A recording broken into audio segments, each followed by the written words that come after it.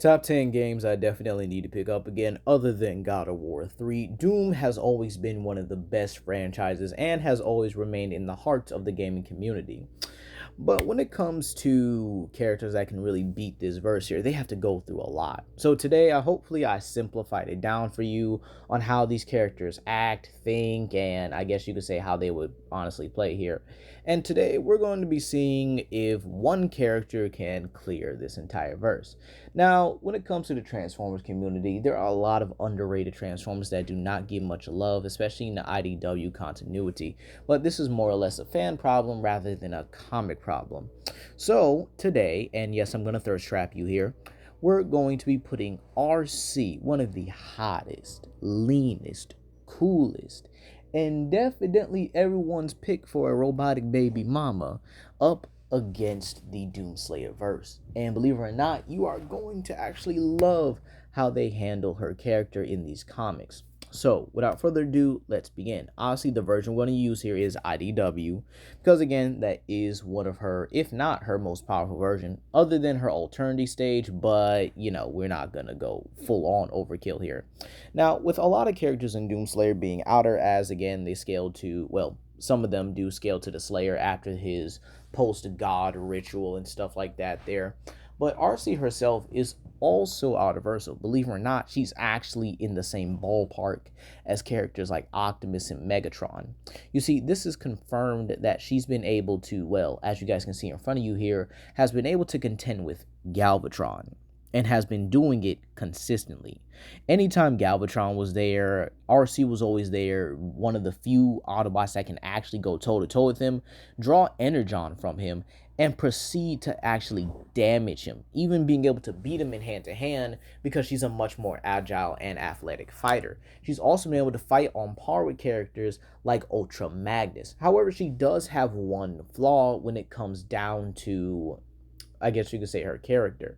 And this is the fact that if someone proves to be a little bit too difficult for her, she starts to go into kind of like this Melina-like stage here where she's a bit more bloodlusted. And then that kind of makes her go out of control, which then makes her pretty much less intelligent, in all honesty. It's not a bad thing if she's like in a full-on combat setting, but when dealing with more strategic opponents in a one-on-one situation, yeah, this turns out bad here. She's also comparable again to characters like Soundwave, who's also been able to harm Galvatron and has also been able to harm her as well. And keep in mind, Galvatron has been able to backhand Optimus, tear a pre-Or 13 Megatron in half, or Or 13 body, excuse me. And, well, he's also been able to harm the Dead Universe, or a Nova Prime amped by the Dead Universe. Now, this is actually important here, because the Dead Universe itself is actually confirmed to be bigger than the main IDW universe. But it also is confirmed that the Dead Universe is actually a multiverse. This is important because the Dead Universe is actually sentient. So, they're dealing with a evil, sentient multiverse, which has its own 17 to 22 spatial brand dimensionality. However, Transformers is also infinite dimensional for each multiverse, meaning that you have a sentient evil multiverse with a multi-dimensional layer going to eat and consume another multiverse with a multi-dimensional layer. So again, that would either be high hyperversal at its lowest end and outerversal at its highest end. So with that being said here, I think that wraps it up for Arcee. Now again, I am going to equalize the tiers here, considering most of the Doomslayer's characters are able to harm the underworld here, with the underworld actually not being bound by the laws of space and time here, with that being, well, outerversal in all honesty. Well, in some cases you could argue it, but I guess in some cases most people don't want to argue it. But for today, we will say it's outerversal, and that, well, tier is equalized here. Now, if you don't know what tier equalization is when I give the characters an equal footing.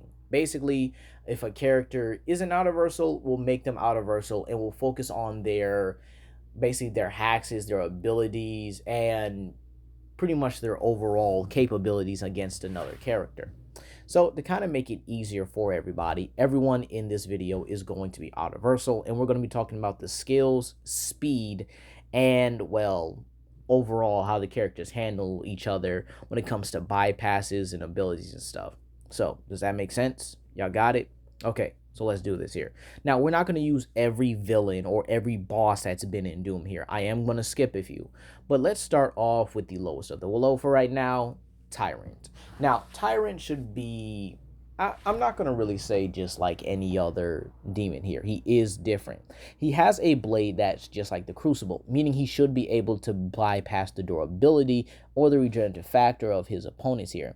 And then he also is able to fire, well, no pun intended, fire missiles.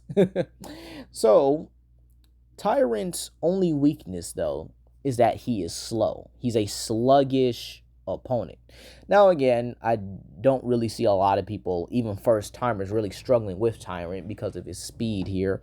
But again, his missiles do make up for that. However, Arcee in her arsenal has her dual blades, or her dual energon blades, and she also has flashbangs, which she is able to utilize in combat. Now, Arcee using this to blind Tyrant, and again, they've been able to blind Cybertronians, which have no problem being able to see through things like stars and even scan things like black holes down to its very core. So Cybertronians are absolutely no joke when it comes to like their vision and stuff here. And believe it or not, in all honesty, I don't really see a problem for the flashbangs being able to affect Tyrant, and then Arcee would just go to work slicing off that missile arm, because again, she is very competent, and, well, just flat out dismembering Tyrant. I don't see too many problems with that here, and I think that he should be able to have it pretty easily. So, with that being said here, the next one here is the Baron. So, the Baron is actually pretty interesting because we're going to have to really talk about the Cybertronians' resistance to magic. Now, the Baron is pretty much a higher level demon, and he's able to burn the user's souls, being able to drag people that he's already killed that down to the underworld and stuff there. He has high regeneration like any other demon, but again, he's a much higher ranking one, so this puts him at a much higher level, obviously, right? And, well, in all honesty, he doesn't have too many of the same flaws as whatchamacallit, as Tyrant here, but he is just I guess you say just a little bit faster. Now, Arcee's best thing she could do here is honestly fly around a lot of the Baron's attacks, use her close range and far range capabilities to take him out, and pretty much just be done with it. Now, next one, we have the Icon of Sin. Now, I was kind of conflicted on where I should place him, and this was based off of difficulty, even though he should be much higher on the list here. I think he should be the second or third most powerful here. But I guess you could say we'll kind of throw him in here as kind of like I guess like a surprise twist, if you will. Like, imagine having to fight something easy, then you go to the freaking Icon of Sin.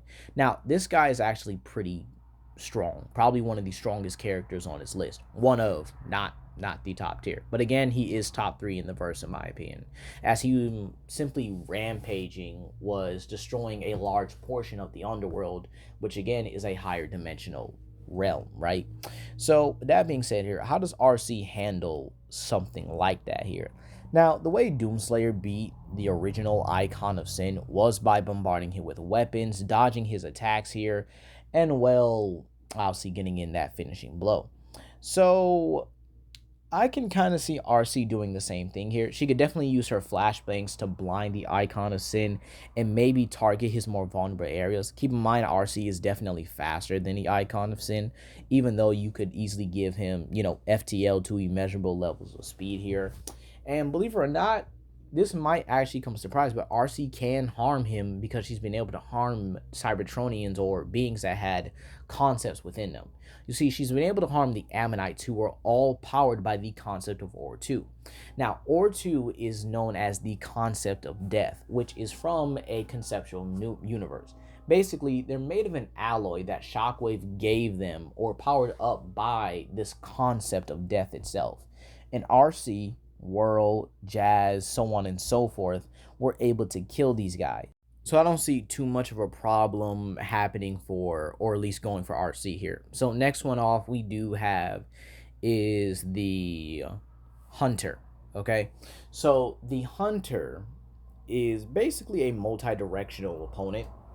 Kind of like a what's it called? It was one of those Terminators with like they had the turrets on them and they were just like rolling, but they still had some melee capabilities, kind of like that. And well, you can honestly make the argument that she just beats this one kind of like the first two. She can easily outmaneuver and definitely get around the shields, at least to a degree here. And well, in all honesty, I don't see a reason why she would lose here. It's very possible she does put explosives around the hunter here, lets him off, and then goes for when the shield is at its weakest, or probably hammer on the area and try to break it. She's very crafty. Now, the Marauder, and this is one where Arcee's craftiness is pretty much going to be very interesting.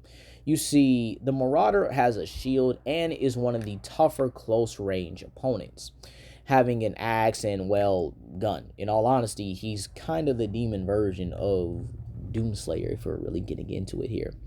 So how do I think Arcee can beat this guy? Well, one of the few strategies that some players actually use here is the fact that you can actually do, I guess you say, environmental damage or aftermath damage to the Marauder to wear him down. So, with that being said here, I think Arcee can actually pull this off because she's done it in Transformers Robots in Disguise. You see, one of her few missions was to go after and capture the likes of Soundwave, Shockwave, and what's their names? Astro Train and Blitzwing. Okay? She was sent there by Prowl. And keep in mind, Arcee really doesn't hold back. So it's actually kind of surprising they survived this here. So Arcee was able to ambush these guys. Ambush Shockwave and Soundwave. Soundwave and Shockwave were literally caught lacking. Something that's very rarely happened. But again, it is from Arcee. So what Arcee did, she was actually there way before her opponents, right? And she already set up charges in certain areas. Now, as you guys can see here, she's disabling the minicons. Poor Ravage and poor Rumble here. I mean, actually, that should be Frenzy because Rumble's normally purple. So, I think they got them a little mixed up. Or is Rumble the red one and Frenzy the purple one? No, wait, I had it right. Never mind. Let me shut up. So what we actually have here is Arcee using her swords to deflect the shrapnel from coming at her, and then obviously knocking out Shockwave, Soundwave, and Astro Train and Blitzwing. So she could actually pull the same thing here. I actually do see her utilizing the fact that the Marauder has a shield to kind of, I guess you say, play coy here, and then utilizing her environment, placing any charges around the area, and then getting into a position to where her swords can honestly just deflect everything. Now, next up, we have the Con Maker, and I had no idea this was a female, because I mean, starting to look at them a little bit differently. I want y'all to just hear me out for a minute. Like, just think about it. The Con Maker. Would y'all? I'm just saying, would y'all? Don't look at me, I'm just saying.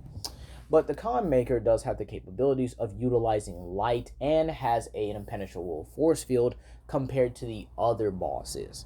So this actually is going to be one of the few fights where Arcee is definitely going to have to be pressed here.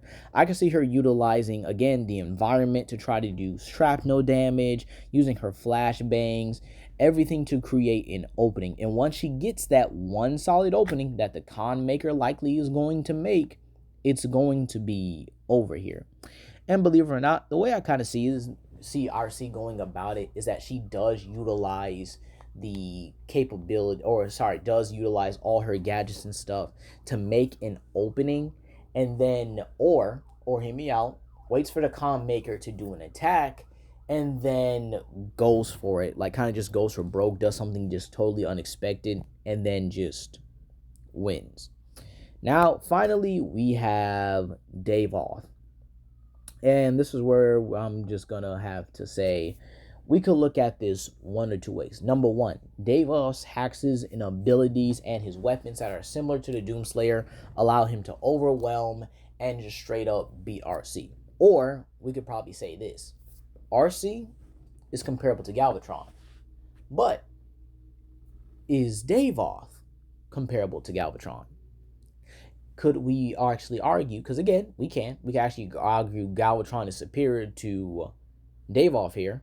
Arcee is known to contend with Galvatron on a regular basis, even being able to stalemate him. And, Davoth wouldn't be able to do a thing pretty much to Galvatron, excuse me. So, if we really want to go at it like that, then Davoth would lose to Arcee. But if we don't, and we say that, Galvatron holds back on her because of, past relations and stuff like that, then Arcee could lose here. So, with that being said, does Arcee beat Doom?